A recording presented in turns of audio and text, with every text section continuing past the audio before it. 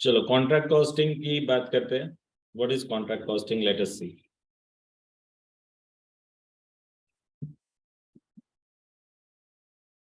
Contract costing में कुछ terminology समझनी है, मैंने यहाँ ये लिस्ट बनाया है। सबसे पहले कॉन्ट्रैक्ट किसको बोलते हैं, हमको आइडिया है कि भाई दो लोगों के बीच में कुछ इमूवेबल प्रॉपर्टी कंस्ट्रक्ट करने का आपको कुछ कॉन्ट्रैक्ट है, उसी को कॉन्ट्रैक्ट कॉस्टिंग में कॉन्ट्रैक्ट माना जाता है। कॉन्ट्रैक्ट के दो प्रकार है, fix price and cost plus. Fix price में क्या होता है कि कीमत फिक्स हो जाती है, ड्यूरिंग द टेन्योर आपको उसकी कीमत चेंज नहीं करनी। एंड कॉस्ट प्लस में क्या होता है, उसका जो भी खर्चा है बराबर वो खर्चा कर दे, चलो फिर जो टोटल आए उसका कुछ परसेंटेज प्रॉफिट ऐड कर दो। अब आपको जो आएंगे वो मेजर फिक्स प्राइस वाले आएंगे। ओके। दूसरा है कॉन्ट्रैक्ट प्राइस, जो कीमत डिसाइड करते हो। दो लोग हैं, एक को काम करवाना है, इमूवेबल प्रॉपर्टी बनवानी है, और दूसरा बना रहा है। जो बनवा रहा है उसका नाम है कॉन्ट्रैक्टी, और जो बना रहा है उसका नाम है कॉन्ट्रैक्टर। ये पूरा चैप्टर हम कॉन्ट्रैक्टर के एंगल से पढ़ेंगे। Okay.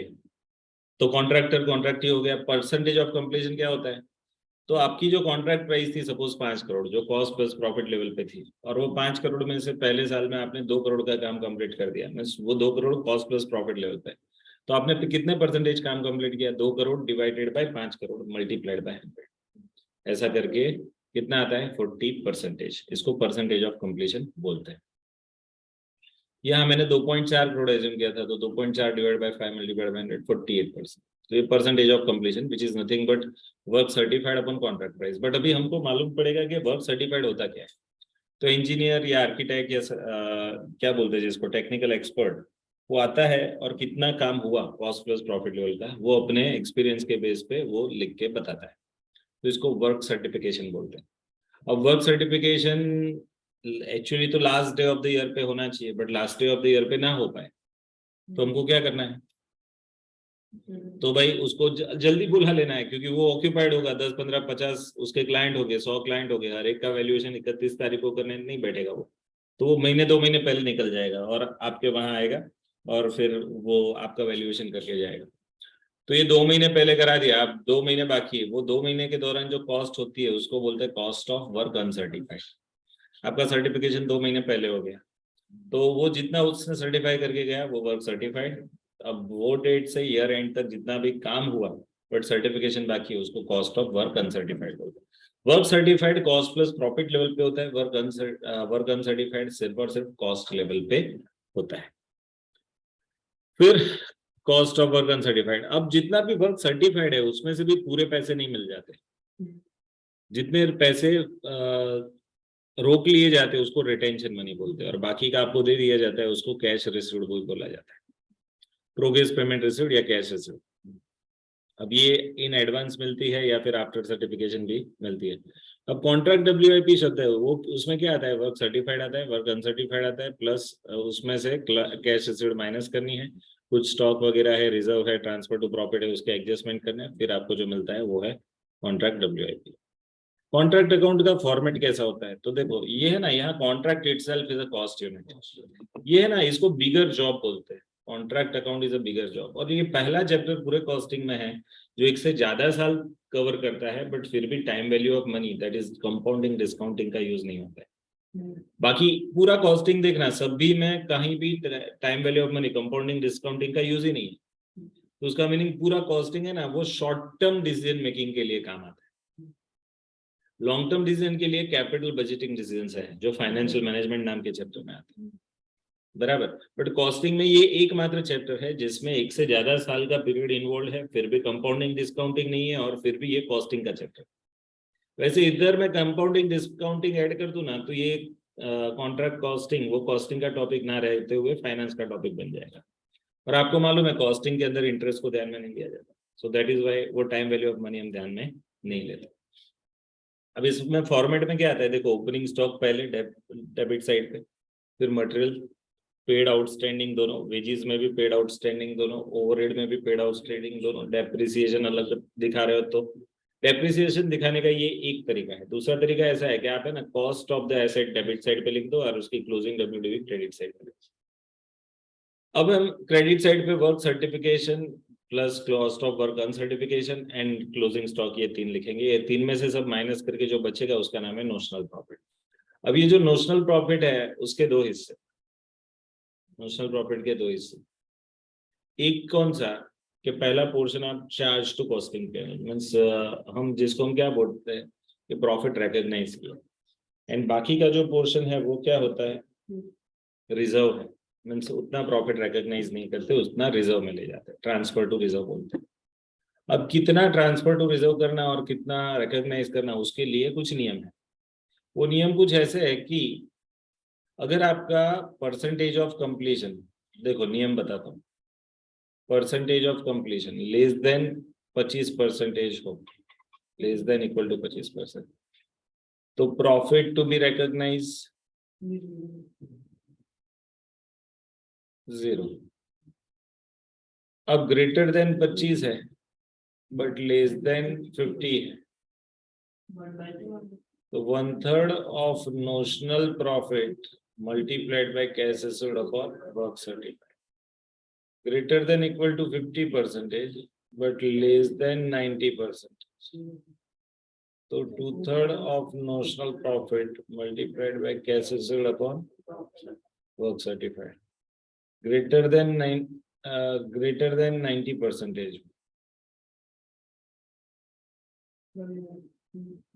greater than equal to 90% but less than 100%, तो क्या करेंगे, तो एस्टिमेटेड प्रॉफिट वाले में जाएंगे। समझ में आ रहा है? तो ये नियम है प्रॉफिट रिकॉग्निशन। ओके, चलो फिर, तो ये प्रॉफिट रिकॉग्निशन के नियम हमने देख लिया। अब है ना, यहाँ आप सिंपली क्रेडिट साइड का टोटल करो माइनस डेबिट का टोटल करो।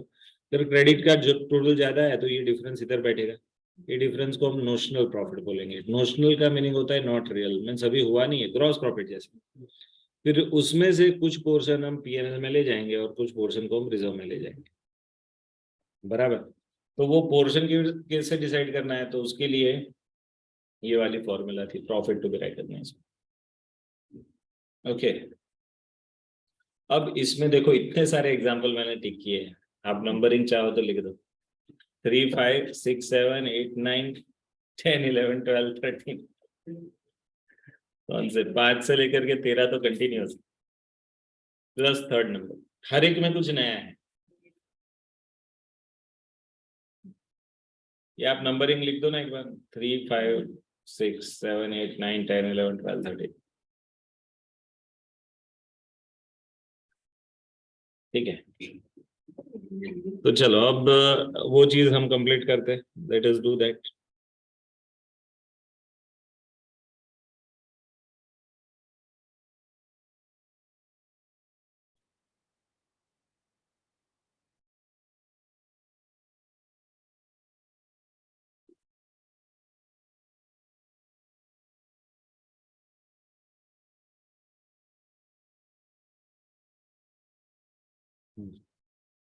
चलो अब हमको सीधे सीधे इसके एग्जाम्पल्स पे ही जाना है, बट उससे पहले ना मेरे को उसका पैम्पलेट निकालना है। पैम्पलेट में कुछ और मुद्दे भी है, यस ये रहे, देखो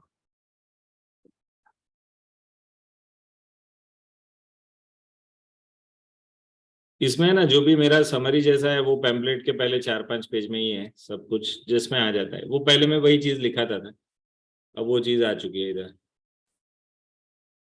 देखो ये सब 2 पार्टीज और ये सब चीजें, फॉर्मेट पे आ जाओ सीधा सीधा, ये रहा फॉर्मेट, बराबर है। तो इसमें सब चीजें हमने देख ही ली है, कोई प्रॉब्लम नहीं है, हम आगे बढ़ते हैं। यस, ये अकाउंट जो है ना, ये थोड़ा समझना है, ये कौन सा अकाउंट है, ये उस कैरिड फॉरवर्ड बैलेंस है, ये ईयर 2। ईयर 2 में ओपनिंग में क्या आएगा, वर्क सर्टिफाइड वर्क अनसर्टिफाइड आएगा, अगर स्टॉक होगा तो वो आएगा, एंड प्लांट होगा तो वो आएगा। एंड क्रेडिट साइड पे इधर क्या आएगा, तो जितना आपने रिजर्व में ले गए वो आएगा, जितना आपका प्रॉफिट दिखा है वो आएगा।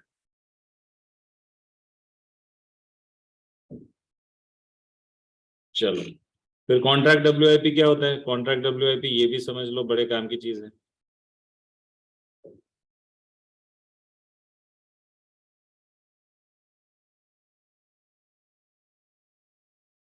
हाँ, उसमें देखो 3 चीजें आती है, work 30 plus cost of work uncertified plus closing material, अगर है तो माइनस जो हम लायबिलिटी साइड पे रिजर्व जैसा लिखते हैं ना, डेबिट साइड पे कॉन्ट्रैक्ट अकाउंट, वो माइनस कर दो। अब जो बचता है उसमें से उसके पास से कितनी कैश मिली वो भी माइनस कर दो। अब जो आता है उसको कॉन्ट्रैक्ट WIP बोला जाता है। तो ये मुद्दा था हमारा।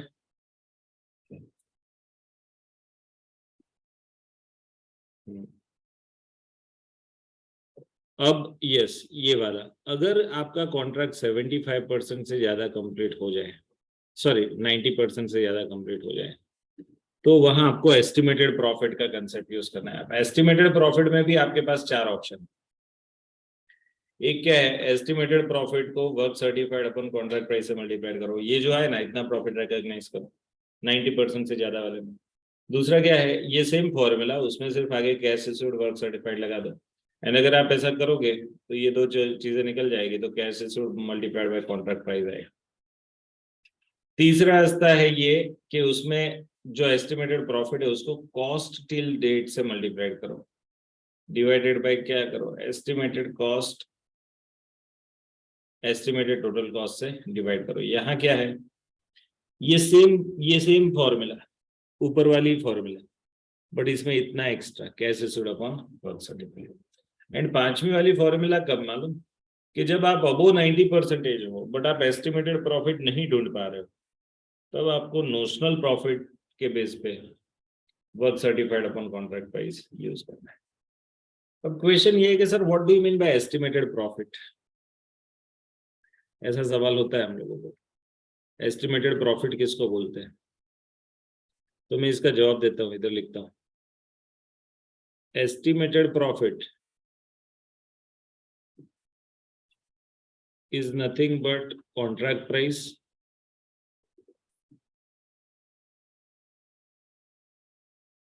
minus estimated profit is nothing but contract price minus क्या है, तो कॉन्ट्रैक्ट प्राइस में से आप कॉस्ट टिल डेट माइनस कर दो,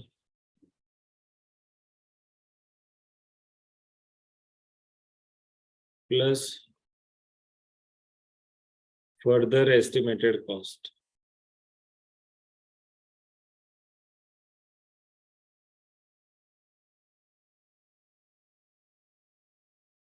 और इसी को क्या बोलते हैं मालूम, इसी को, ये दोनों के टोटल को ही बोलते हैं एस्टिमेटेड टोटल कॉस्ट। तो कॉन्ट्रैक्ट प्राइस में से एस्टिमेटेड टोटल कॉस्ट माइनस करोगे तो एस्टिमेटेड प्रॉफिट मिलेगा। समझ में आ रहा है? अब ये सर एस्टिमेटेड प्रॉफिट निकालने का रास्ता, सबसे पहला और सिंपल रास्ता ये है कि भाई ये फॉर्मूला अप्लाई करो, बट कुछ सम्स में आपको क्या बोलेंगे, मटेरियल बोल देंगे, लेबर बोल देंगे, ओवरहेड बोल देंगे, और बोलेंगे कि मटेरियल 80% हो चुका है, लेबर 70% हो चुका है, ओवरहेड 60% हो चुका है, तो बाकी का जो बाकी है उसको एस्टिमेटेड फर्दर कॉस्ट में हमको गिनना पड़ेगा। तो एक बार तो 60 पे 100 तो टोटल पे आएंगे, और फिर उसमें कितना पेंडिंग है 40%, तो वो 40% पे कितना, ऐसा करके आप बोलते हैं। ठीक है, ये एस्टिमेटेड प्रॉफिट, ओके डन है। तो यहाँ इतनी बातें हमारी हो चुकी है। अब हम क्या करेंगे, ये कुछ एग्जांपल्स में हमको जाना है, तो late us C those examples.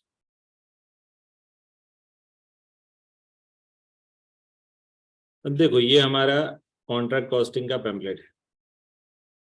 अब इसमें से मैं आपको नंबर बता रहा हूँ, कौन कौन से नंबर काम के। Second number most important, tough भी है ये सब, बराबर। अब इसमें टफ वाला मुद्दा क्या है मालूम, कि 1/3 of the profits so arrived as should be regarded as a provision against contingency, and that such provision should be incurred by taking the credit to the P&L account such 2/3 of the profit as the cash received upon work certified। Means ये cash received upon work certified profit recognition की formula है, ये नहीं काम का है, third number का सम काम है। थर्ड नंबर में ये देखो, तो थर्ड नंबर में देखो, तो 2/3 of the contract was completed, architect give certificate for only 2 lakh. अब जरा समझिए, इधर कॉन्ट्रैक्ट प्राइस कितनी है, तो ये एग्जांपल में कॉन्ट्रैक्ट प्राइस आपको आई थिंक कितनी दी है, ये रही 4 लाख। अब कॉन्ट्रैक्ट प्राइस आपको 4 लाख की दी है, उसका 2/3 काम कंप्लीट हो चुका है, तो आइडियली 4 लाख का 2/3 कितना होता है, 2,66,667। बट ये बंदे ने सर्टिफिकेशन सिर्फ 2 लाख का किया। हाँ, तो बाकी का सर क्या होगा कि वर्क अनसर्टिफाइड होगा, ऐसा आपको लगता है ना। अब ये वाले का जरा सॉल्यूशन देखो ध्यान से।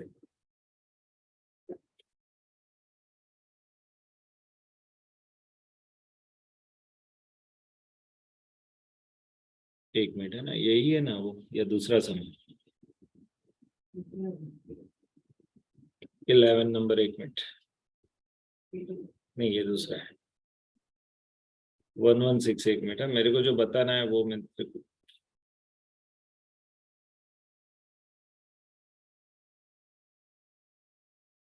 हाँ ये पहला समय आई थिंक। ओके ओके, यहाँ वाला नहीं, बट मेरे को ये बताना है, ये नहीं है, ये वाला बताना है। अब देखो 2/3 of the contract was completed, but certification 2 lakh का ही मिला, बराबर। अब on which 80% has been paid, means आपको मिला कितना, 2 लाख का 80% ही मिला, मीन्स 160 मिला है। अब पहले तो इसके सब खर्चे लिखे जाएंगे, फिर ये सब आएगा, मैं इसके जवाब दिखाता हूँ, एक मिनट।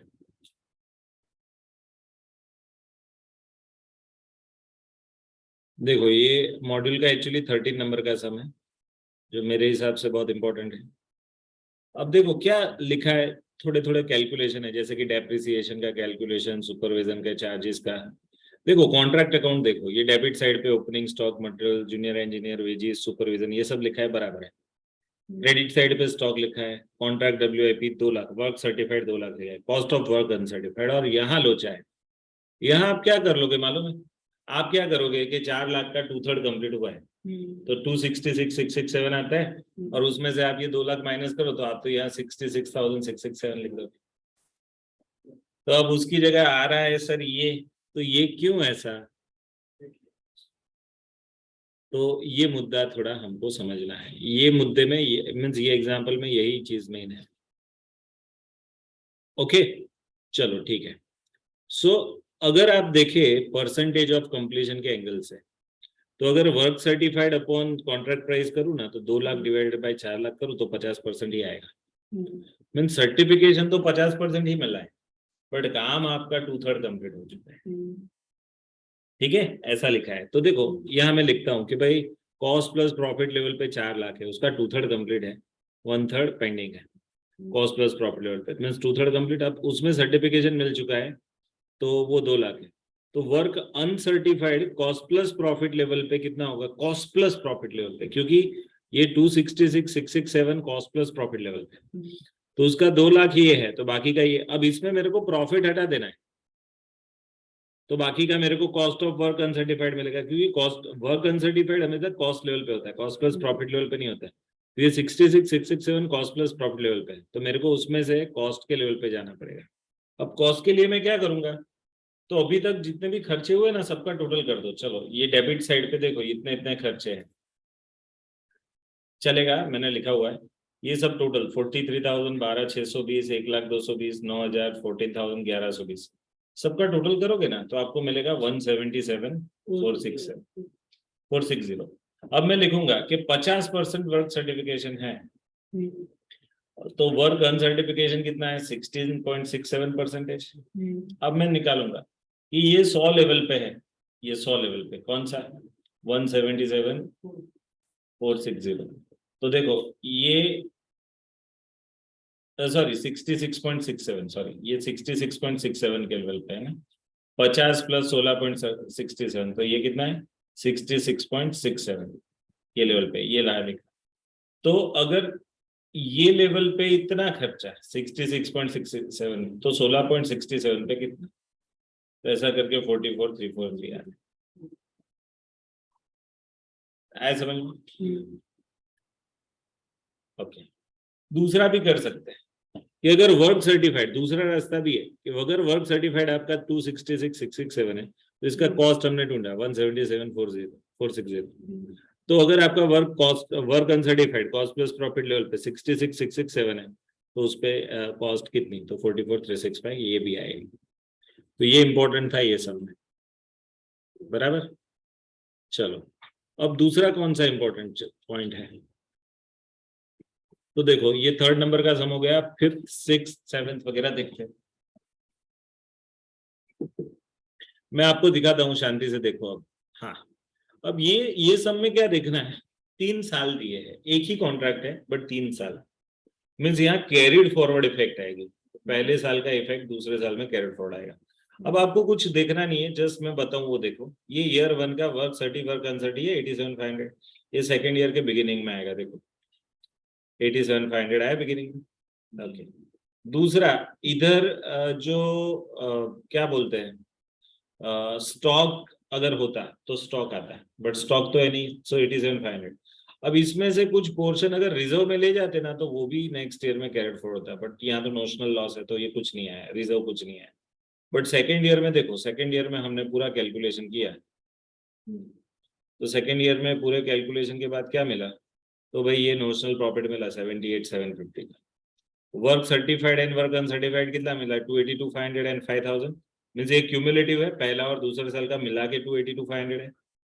अब हम क्या करेंगे, यहाँ डेबिट साइड पे ये नोशनल प्रॉफिट और प्रॉफिट रिकॉग्नाइज करेंगे 47,250, बट बाकी का रिजर्व में ले जाएंगे। अब थर्ड ईयर के बिगिनिंग में ये रिजर्व आएगा 31,500 इधर, एंड वो वर्क सर्टी और वर्क अनसर्टी था ना, वो इधर आएगा।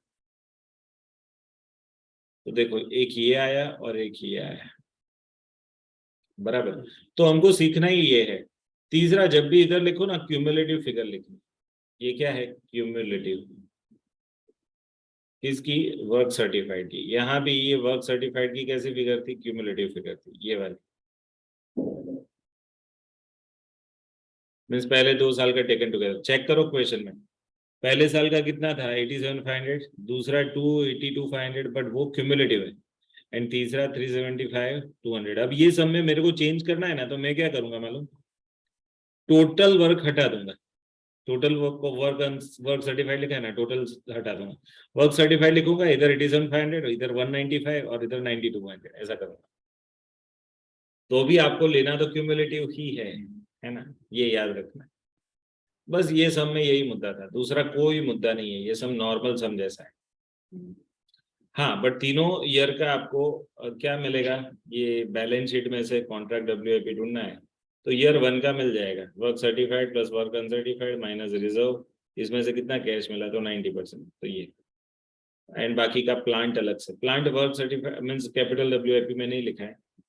फिर यहाँ देखो वर्क सर्टिफाइड ये है 282, वर्क अनसर्टिफाइड 5,000, रिजर्व में ये है, उसमें से ये जो फिगर है उसका 90% मिल चुका है, ये बाकी का प्लांट।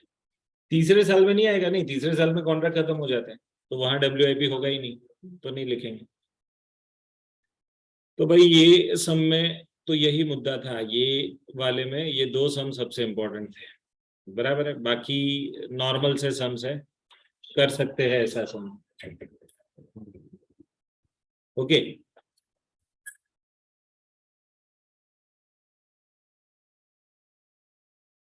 चलो ये हमारा हो गया। अब पहले में तो ये सिंपल सम था, कुछ था नहीं। ओके, तो ये पहले दोनों को मैं हटा देता हूँ, आगे का देखते हैं।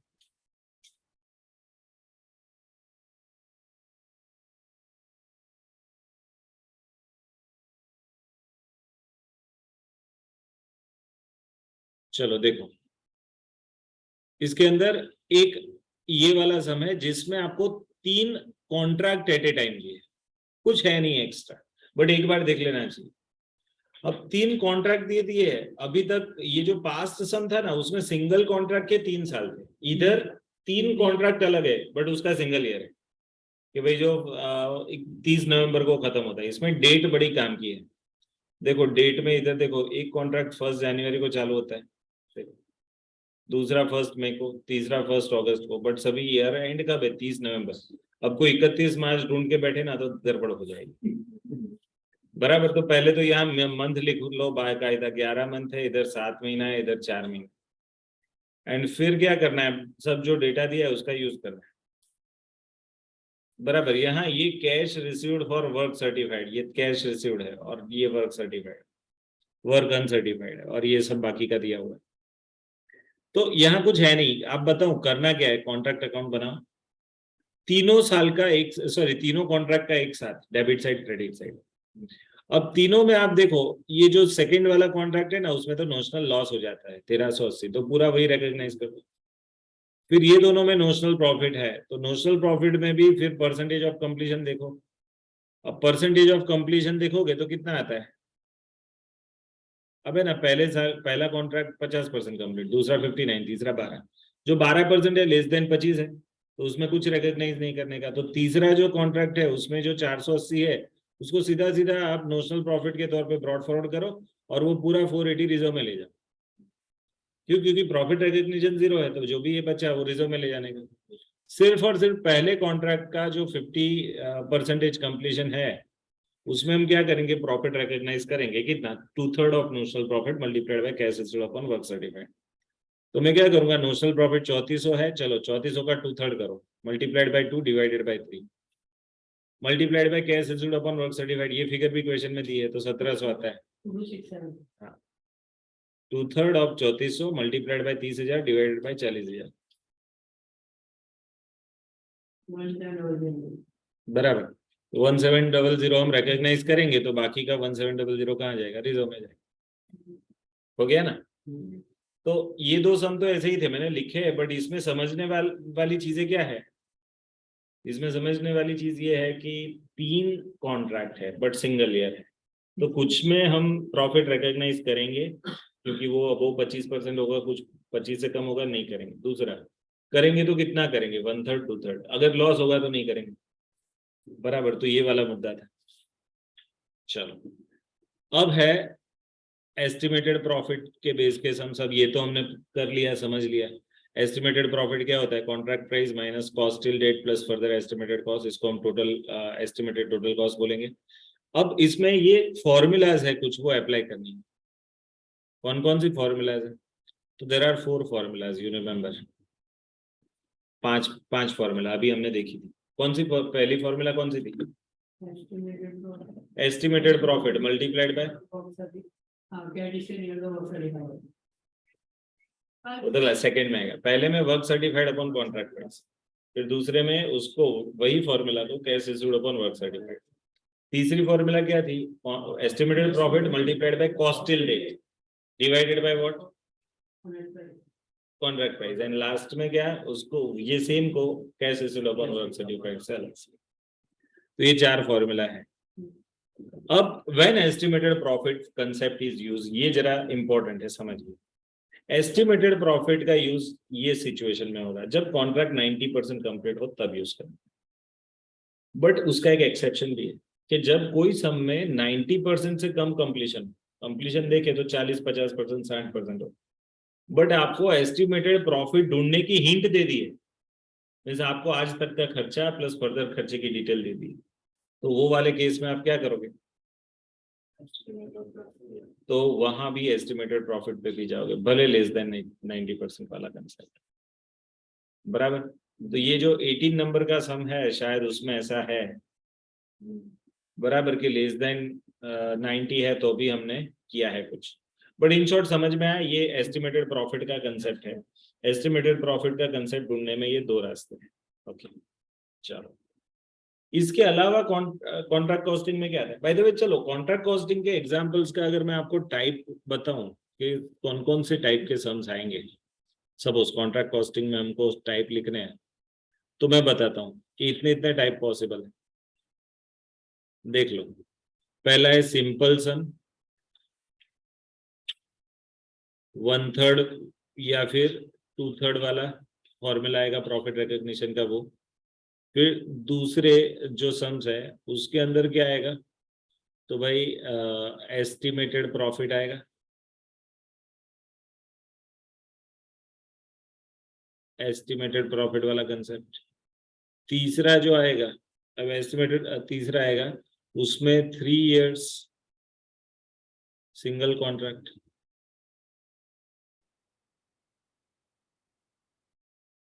चौथी वेराइटी 1 ईयर 3 कॉन्ट्रैक्ट्स, या फिर मोर देन 2 कॉन्ट्रैक्ट्स। फिर पांचवी वैरायटी कैसी आएगी? तो भाई इधर आपको एस्केलेशन क्लेम आएगा, वो अभी देखना बाकी है, एस्केलेशन क्लेम। फिर छठा जो है ना वो मिसलेनियस वैरायटी है, जिसके अंदर आपको ट्रायल बैलेंस बनाना है। आपको मालूम है एक एक सम है trial balance and balance sheet, या फिर बैलेंस शीट बनानी हो, ऐसा सम। तो ये एक वैरायटी है। फिर और कुछ, तो ये जो सातवां है ना वो सीए में पूछा जाता है, हमारे बुक में नहीं है। बट एस्टिमेटेड प्रॉफिट, उसकी 4 वैरायटीज, एंड उसमें आपको ऐसा बताएंगे कि भाई do the reasonable estimation of profit.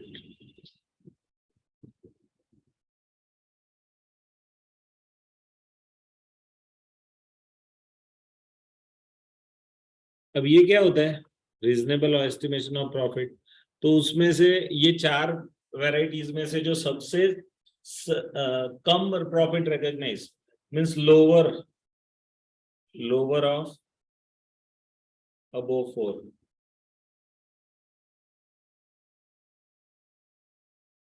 तो ये रीजनेबल एस्टिमेट्स ऑफ प्रॉफिट के सम्स। तो सिंपल सम 1/3 2/3 वाले, फिर एस्टिमेटेड प्रॉफिट वाले। एस्टिमेटेड प्रॉफिट में बहुत सारी वैरायटीज, कि किसी में आपको परसेंटेज दे दिए होंगे खर्चों के कि 80% में इतना खर्चा, तो उसमें इतना। कभी कभी आपको डायरेक्ट अमाउंट दे देंगे, तो वो सब वाले। फिर ये 3 ईयर सिंपल, ये 1 ईयर वाला, फिर यहाँ एस्केलेशन क्लेम वाला। मिसलेनियस में वो बैलेंस शीट बनाने वाले सम, और ये वाले सम। बराबर। तो सबसे ये 7 वैरायटीज है, और कोई भी पूछी जा सकती है, ऐसा कुछ नहीं। बट ज्यादा कौन सी आती है? तो ये सिंपल वाली और एस्टिमेटेड वाली आती है ज्यादा वैरायटी। दूसरी ये जो हैवी वाली है, एस्केलेशन क्लेम पूछते हैं तो एक ही सम आता है, वो सेम सम आएगा, उसमें कोई जवाब फर्क नहीं। ये बैलेंस शीट वाले सम्स नहीं पूछे गए हैं अभी। और ये 7वीं जो वैरायटी है वो शायद कोई सीए वाला निकालेगा तो आएगा। बराबर है। तो ये है इसकी वैरायटीज। चलो, तो ये 7 वैरायटी के सम्स है इसके अंदर।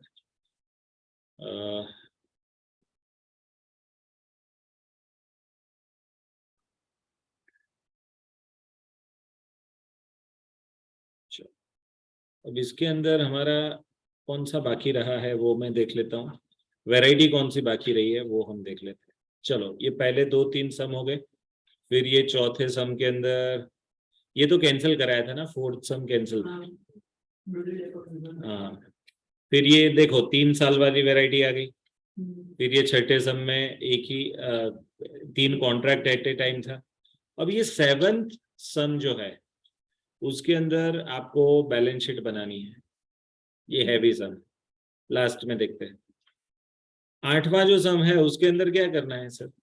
तो 8वें सम में है ना, रीजनेबल एस्टिमेट ऑफ प्रॉफिट करना है। All possible figures that can be reasonably credited to PNL, means ये एस्टिमेटेड प्रॉफिट का सम। बराबर। तो एस्टिमेटेड, तो ये मैंने ठीक इसलिए किया है कि इससे मालूम पड़े कि भाई ये एस्टिमेटेड प्रॉफिट का सम है। तो मैंने हर एक वेराइटी कवर हो ना ऐसे करके वो नंबर्स लिखे, तो उसमें ये सम कवर करने का रीजन क्या है? एस्टिमेटेड प्रॉफिट का सम।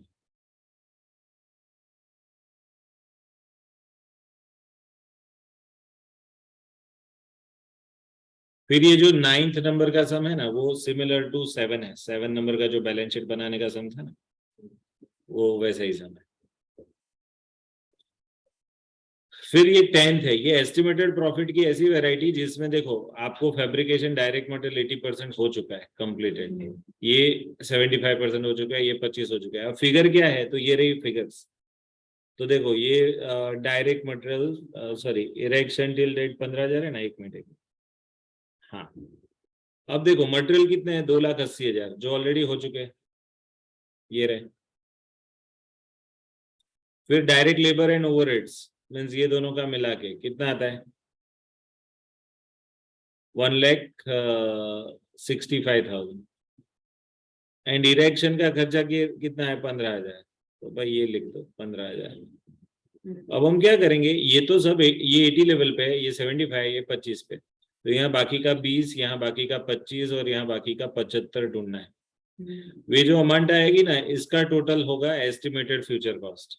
तो ये एग्जिस्टिंग कॉस्ट में ये ऐड करेंगे तो टोटल एस्टिमेटेड कॉस्ट आएगी, और ये हमारी जो कॉन्ट्रैक्ट प्राइस है इसके अंदर जो भी दी है उसमें से ये माइनस करेंगे तो एस्टिमेटेड प्रॉफिट मिलेगा। तो ये सब में यही मुद्दा नया था, दूसरा कुछ नहीं था। अब ये जो सम है 11th नंबर का, इसके अंदर है ना एस्टिमेटेड प्रॉफिट की जगह एस्टिमेटेड लॉस आए एंड नोशनल प्रॉफिट आए, तो क्या करने का, ऐसी कुछ कंपैरिजन। अब है ना मैं लॉजिक समझाता हूं, सब लोग सुन लीजिए। पहला लॉजिक क्या मालूम, कंजर्वेटिज्म फॉलो करो, सीधी सीधी बात। मीन्स अगर एस्टिमेटेड प्रॉफिट है बट नोशनल लॉस है तो नोशनल लॉस कंसिडर करो। नोशनल प्रॉफिट है बट एस्टिमेटेड लॉस है तो एस्टिमेटेड लॉस कंसिडर करो। अब एस्टिमेटेड लॉस भी है, नोशनल लॉस भी है, कौन सा कंसिडर करेंगे? तो है ना, यहां भी कंजर्वेटिज्म फॉलो करोगे तो whichever is higher, but ऐसा नहीं हो पाएगा। रीजन बता रहा हूं, क्योंकि आपका जो नोशनल प्रॉफिट है उसी में से प्रॉफिट रिकॉग्नाइज करते हो, सिमिलरली नोशनल लॉस आएगा उसी में से रिकॉग्नाइज करोगे। अब आप सोचो, आपका नोशनल लॉस है 1 लाख रुपए, एस्टिमेटेड लॉस है 1,20,000। अब वो 1 लाख में से आप 1,20,000 को कैसे रिकॉग्नाइज करोगे? नहीं कर पाओगे। Are you getting? तो पूरे, तो हमेशा याद रखना नोशनल लॉस भी है और एस्टिमेटेड लॉस भी है, तो whichever is higher, conservatism follow करो तो विच एवर इज हायर होता है। बट वो सिचुएशन में अगर नोशनल लॉस से एस्टिमेटेड लॉस ज्यादा हो तो नोशनल लॉस जितना ही लॉस आप रिकॉग्नाइज कर पाओगे, उससे ज्यादा नहीं। तो बड़ा इंटरेस्टिंग पॉइंट था बस, तो उसके बेस पे ये वाला सम था, तो वो मैं अब नहीं टच कर रहा हूँ आपको। हाँ यस, ये ब्रिक्स वाला सम, ये मिसलेनियस में आएगा, है ना, इसके अंदर कुछ है नहीं, मिसलेनियस वैरायटी वाला सम। फिर 13 नंबर का सम है ना, ये एस्केलेटर क्लॉज है। अब जरा एस्केलेशन क्लेम के बारे में बता देता हूँ। एस्केलेशन क्लेम क्या होता है कि एक चीज बड़ी पक्की होती है कि जैसे जैसे कॉन्ट्रैक्ट शुरू हो जाए उसके बाद है ना मटेरियल की चीजों की कीमत बढ़ते रहती है, लेबर महंगा होता रहता है। सो मटेरियल लेबर ज्यादा हो, बढ़ता चला जाए और फिक्स प्राइस कॉन्ट्रैक्ट हो तो खर्चा बहुत बढ़ जाएगा, एंड खर्चा बढ़ जाएगा तो फिर उसका प्रॉफिट कम हो जाएगा कॉन्ट्रैक्टर का, तो उसको डिस्करेजमेंट रहेगा। तो वो क्या करेगा, कॉन्ट्रैक्टर ऐसा बोलेगा कि भाई देखो प्राइस बढ़ रहे हैं तो मैं फिक्स प्राइस में नहीं जाना चाहता, फिर भी अगर आपको फिक्स प्राइस में आना है तो एस्केलेशन का क्लेम हमारे कॉन्ट्रैक्ट में ऐड कर दो। मीन्स अगर कुछ प्राइसेस इतने परसेंटेज से ज्यादा बढ़ती है तो जो हमने टारगेट परसेंटेज किए है उससे ज्यादा जितना भी बढ़े उसमें से कुछ पोर्शन आप भुगतोगे, कुछ पोर्शन मैं भुगतूंगा, और जितना आपसे मैं ज्यादा मांगूंगा उसको हम बोलेंगे एस्केलेशन क्लेम। और ये एस्केलेशन क्लेम की 2 ट्रीटमेंट है। पहली तो वो कॉन्ट्रैक्ट प्राइस में ऐड हो जाता है, तो आगे जाके जब परसेंटेज कंप्लीशन और वो सब जब ढूंढोगे तो उसमें कॉन्ट्रैक्ट प्राइस में एस्केलेशन क्लेम ऐड करके कॉन्ट्रैक्ट प्राइस लेनी है। नंबर 2, एस्केलेशन क्लेम है ना, वो एक प्रकार से हमारी इनकम है, तो वो कॉन्ट्रैक्ट अकाउंट में क्रेडिट साइड पे लिखी जाएगी एस्केलेशन क्लेम, बराबर। तो ये मुद्दा था, ओके। तो ये एस्केलेशन क्लेम का मुद्दा है। अब है ना ये सब में मैं एस्केलेशन क्लेम बता देता हूँ कि वेजेस पेड 45,000 है, देखो ध्यान से, और वेजेस आउटस्टैंडिंग कितना है, तो नीचे 25,000 है एक्रूड, तो 45 + 25 कर दो, 70 हो रहा है, ओके। तो 70 पूरे साल का वेजेस है। सिमिलरली मटेरियल में देखो 1 लाख है, but material on hand last में कितना है, 25 है, तो एक में से 25 माइनस कर दो तो 75,000 का यूज हुआ। वेजेस कितना हुआ, वेजेस 45,000 पेड है और एक्रूड कितना है 25, 45 + 25, यहाँ कुछ राइटिंग मिस्टेक है, ये 5 होना चाहिए। ये है ना वेजेस पेड जो है ना 25,000 लिखा है, वो कितना होना चाहिए, 5, 5,000, ये 25 गलत लिखा है।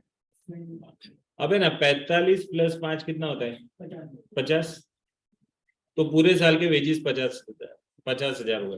बट उन्होंने बोला कि वेजेस कितने बढ़े और मटेरियल कितने बढ़े, तो उन्होंने बताया कि भाई देखो, it was found that, last 3rd line में, date of from the date of signing the agreement the prices of material and wages are increase by 25% of the work certified, ठीक है।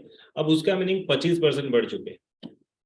अब एस्केलेशन क्लेम क्या बोलता है, in the event of prices of material and rates of wages increase by more than 5%, means 5% से ज्यादा बढ़े तो contract price would be increase by 25% of the rise of the material and wages beyond 5।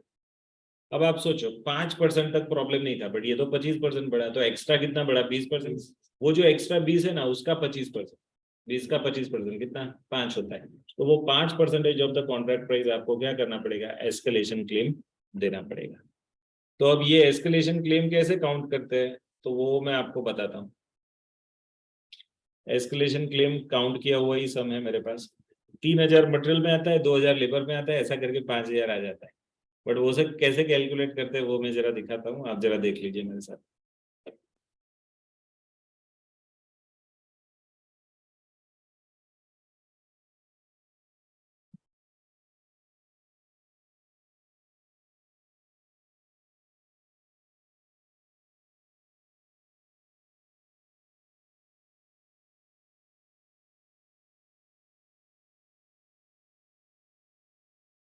देखो,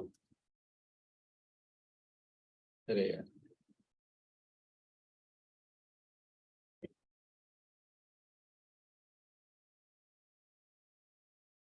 एक minute. हाँ भाई, मेरा वो ओपन से करना। अब देखो कैसे सॉल्व करेंगे हम सब। तो हमें ना अभी कितने लेवल पे है? तो 125 लेवल पे है। We are right now at 125 level. तो हमको क्या करना पड़ेगा? पहले 125 में से आपको 105 लेवल पे जाना पड़ेगा। फिर 105 और 125 का डिफरेंस लेना पड़ेगा। मैं आपको बताता हूँ कैसे करते हैं, जस्ट चेक इट आउट। अगर मिल गया होता तो अच्छी बात होती, नहीं मिला तो हमको नॉलेज तो है, कोई टेंशन नहीं। और जरा देखो, यहाँ लिखता हूँ मटेरियल, यहाँ लिखता हूँ लेबर। ये अभी जो दिया है 125% लेवल पे दिया है। मटेरियल 75,000 है और लेबर कितना है? 50,000। ये 50,000 कैसे आया? 45 + 5, ये टाइपिंग मिस्टेक है। वेजिस 5 है, तो ये 45 + 5 ऐसे करके 50, और ये 1,00,000 माइनस 25,000 ऐसा करके 75। अब ये बोल रहा है कि 105 तक कोई प्रॉब्लम नहीं था, पहले तो 125 में से 100 तक पहुंच जाए। तो अगर मैं 100% पे पहुंचू तो कितने पे आ जाता हूँ?